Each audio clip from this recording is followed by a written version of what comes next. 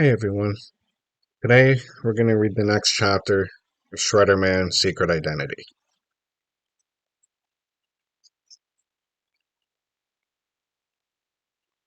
Chapter 13, Miracle at Table 4. The next day, the buzz was even louder. Everyone was talking about Shredderman.com, even the teachers. I'd left my camera at home, and Bubba didn't seem to be around anywhere, so I played Foursquare like I used to. The kids in line were all saying how they'd visited the site, or heard about the site, or were going to visit the site. Some kids in front of me, who usually ignore me or call me nerd, even asked me if I'd seen it. I smiled and said, "What do you call a bully fire?" "A barbecue," they cried, and we all laughed.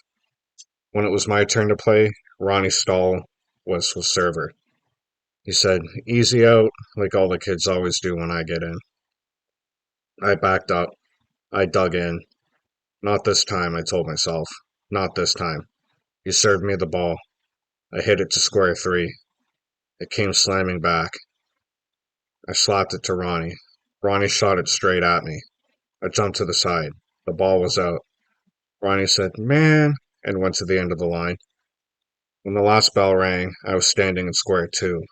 Square two! One of these days, I'd make it to server. One of these days, I'd call the rules. Yes, I would. I ran to class along with everyone else. We said the pledge.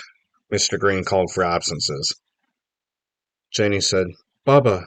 Everyone looked. No, no Bubba. I'd already noticed that. It was the first thing I'd look for when I'd sat in my seat. "Okay, gang," Mr. Green said from his desk. "Before we begin, Miriam, Ian, Danielle," he waved three green sheets in the air. "I have something for you." They ran up saying, "Thank you, Mr. Green. Thank you." "Thanks, Shredderman," he said with a grin. "He's the one who shed light on the situation." He nodded over at table one. "What is it, Kayla?" Her hand was flapping in the air. "Some people are saying that you're Shredderman. Is that true?" "Me?" Mr. Green asked, then laughed. "Where did you hear that?" "From some kids on the playground. Sixth graders." "Well," Mr. Green said. Then he grinned and added, "Dr. Voss accused me of the same thing." "Well?" Kayla asked. "Are you?" His mouth went left, right, all around. He grabbed his guitar and strummed it. Faster, then faster, and faster. His hand was just a blur. When he stopped, Kyla said, "I'll take that as a yes." "Don't," he said. "Take it as an I'm not telling." "But Mr. Green," I think Shredderman put it best. He is all of us. "But Mr. Green." "Yeah, Mr. Green, tell us," everyone else was saying. "We can keep a secret." "Oh, right," he said with a grin. "Really," Kayla said, "we can." "Well, gang, the truth is," he looked around at the classroom. Everyone held their breath. "That website is not mine." "It's not?" He shook his head. "So who is it? And where's Bubba?" "Let's all call him Alvin, shall we?" Brian said, "That's too weird, Mr. Green." Ian added, "Yeah, it's also dangerous." "Not if you all call him Alvin," Mr. Green said. "Calling him Bubba just feeds into that whole image he's trying to build for himself. Don't enable him. Just call him Alvin." Then he added, "Alvin and his parents are meeting with Dr. Voss today. He'll probably be out all day." "But did you see that email? He said he knows who Shredderman is. Do you think he does?" Mr. Green noodled a little on his guitar, then said no. He looked around the classroom. "Do you?" People shook their heads.